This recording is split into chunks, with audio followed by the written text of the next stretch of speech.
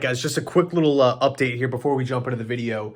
A report came out from Matt Lombardo basically saying that sources around the league are telling him that the main reason why Nathaniel Hackett was brought in to be the Jets offensive coordinator was to, of course, land the big fish here, Aaron Rodgers. So just wanted to throw that in there before the start of the video. Let me know your thoughts, and as always, go Jets.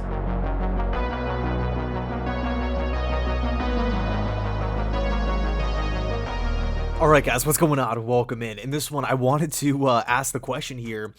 With the New York Jets hiring new offensive coordinator Nathaniel Hackett, does that increase the team's chances of landing Aaron Rodgers in a potential Jets-Packers trade? Now, there's really two ways to kind of look at it here. The first is, yeah, of course, right? These two guys worked with each other. These two guys have had success working with each other, right? The proof is in the pudding. We can look at the numbers. We can look at the wins, all that good stuff.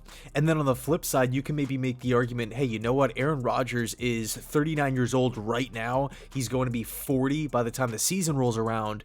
Is he looking at the situation in Denver, saying to himself, you know what, as much as I love Hackett, he couldn't get it done with Russell Wilson. He couldn't get it done with that defense, that home field advantage, working with those weapons as well. There were, because it wasn't like the Broncos just barely missed the playoffs. It wasn't like it was just one little problem. They couldn't get the O-line figured out. It was just play calling.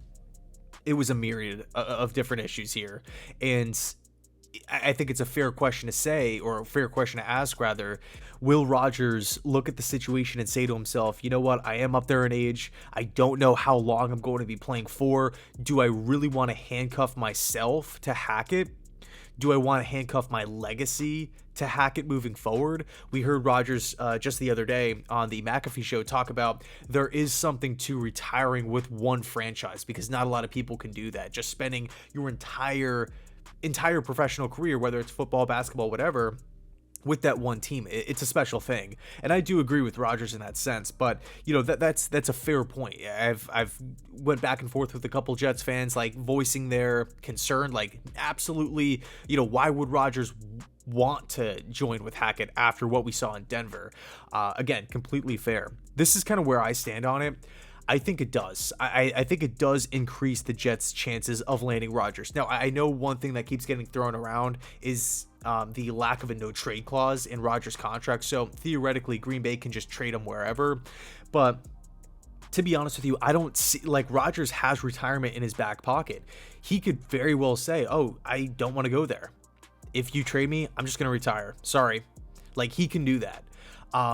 So it's up to the Jets to make the organization as likable, as attractive as possible to kind of lure him over, or for at least him to be okay with the landing spot, with the destination. Now, I wanted to quickly go down a list of bullet points on why I think the chances of the Jets landing Rodgers have increased. Okay, the first, we talked a little bit about it before, the overall success with Rodgers working with Hackett. I mean, we take a look at when Nathaniel Hackett took over in Green Bay as OC, 2019, stayed in 2020, stayed in 2021. So 3 seasons as the Packers offensive coordinator. What happened during those 3 seasons? The Packers went 13-3, 13-3, 13-4. Crazy regular season numbers. Obviously, we have the 3 straight years of playoff appearances to go along with the 13-win seasons, but let's rewind for a second and talk about 2018. What happened with no Hackett?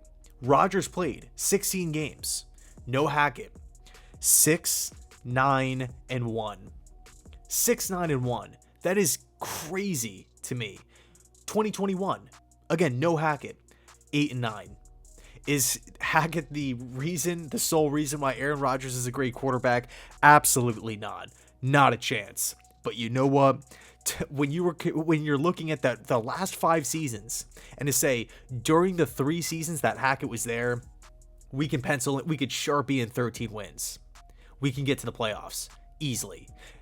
2021. 2018, not the case whatsoever. Now, of course, we do look at this past season. There was a bunch of roster turnover with the Packers. They had a bunch of young players, no Devontae Adams as well. They put a lot of weight and responsibility on younger players overall, whether it's like a Quay Walker, Christian Watson.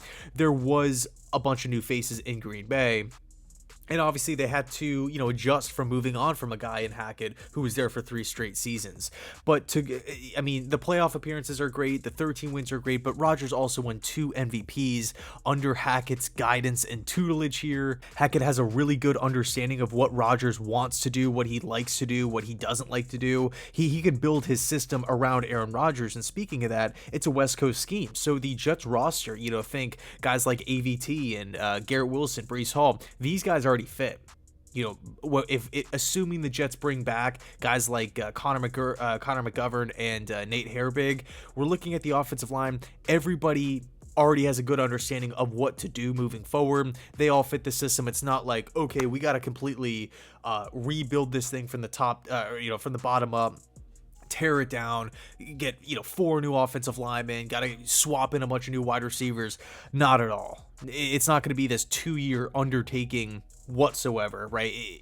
Literally, we can just pick up right where we left off last season and then build upon it. So Rodgers would be walking in to a situation where he likes, respects, and understands what the OC wants to do, fits the offensive system, and the personnel around Rodgers, young, albeit young, but talented, know exactly what to do to have success as well. We can talk about red zone success as well, and this is something that I keep harping on here. I know it might get a little annoying, but we look at Hackett with the Green Bay Packers. The overall success in the red zone was crazy. In 2020, the Packers scored touchdowns on 80% of their red zone trips.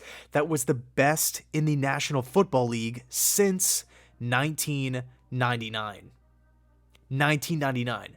The 2020 Green Bay Packers red zone offense was insane. Hackett coined it the gold zone. I would have to agree. I mean, those numbers are crazy. The following year in 2021, the numbers dipped a little bit, but still highly, highly respectable. They were 3rd in the National Football League, scoring touchdowns in 68.5% of the times that they've gotten down there. And then as soon as Nathaniel Hackett and Davante Adams left, last season, the Packers fell to 24th in the NFL, scoring touchdowns 51.9% of the time. Not good. There was a monumental drop-off.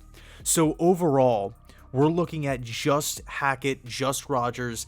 It makes sense. The proof is in the pudding here. They work well together. Now, again, stuff could happen. Rodgers could look at the Denver situation and say, you know what? I don't want any part of that. In fact, I actually thought Rodgers was going to Denver last season because of that connection. Because of the connection. Now, Hackett is a year removed, and outside of like Packers fans and now Jets fans, he's looked at kind of as like a joke.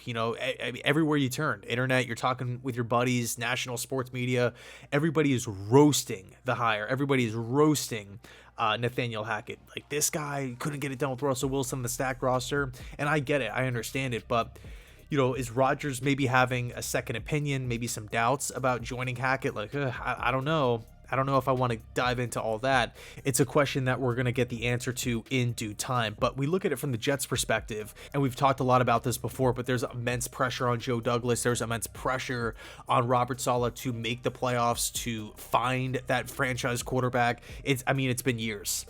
It has been years since the Jets have had, a stable guy that they can actually rely on for multiple years here. Not just some like one and done, or he's good for a season. We don't really know what we're getting, the following season. Like, think back to Ryan Fitzpatrick, 2015 to 2016. 15 was incredible. 16, a complete abomination. Saleh said it himself in the press conference that just took place like a couple minutes ago. Figuring out the quarterback position is a priority. It's the number one priority for this football team moving forward. Woody Johnson is down to pay the big money. He's down to pay whatever it takes. Now it's up to Joe Douglas, a guy who is consistently swinging and missing with acquiring superstars, whether it was Tyreek Hill, Deebo Samuel, Deshaun Watson pre-allegations. It seems like Joe Douglas really has a lot of interest in the superstars of the NFL. DK Metcalf's another guy. There's always interest. It always seems like the Jets are closing in, or it's about to happen, and then nothing happens. Something falls through. They were, beat to the punch. So with all of these things added up, and assuming Rodgers wants to A, continue to play football, and then B, still holds Hackett in a high regard, I think it makes total sense. And I do think the chances have risen 100%. 100%. So let me know your thoughts down below in the comment section. Where do you stand on this? Do you think they are higher? Do you think they're lower? Where do you stand on Hackett? I know not everybody is completely bought in, and that's totally cool. Given what we saw this past season, I don't blame you, right? Like it is what it is. But I think the good news is, with the change of scenery, with a brand new team, with less responsibilities, hopefully we're getting more pros, more positive stuff with Hackett as opposed to negative. Anyway, I'll leave it there. Let me know your thoughts down below in the comment section. And as always, go Jets.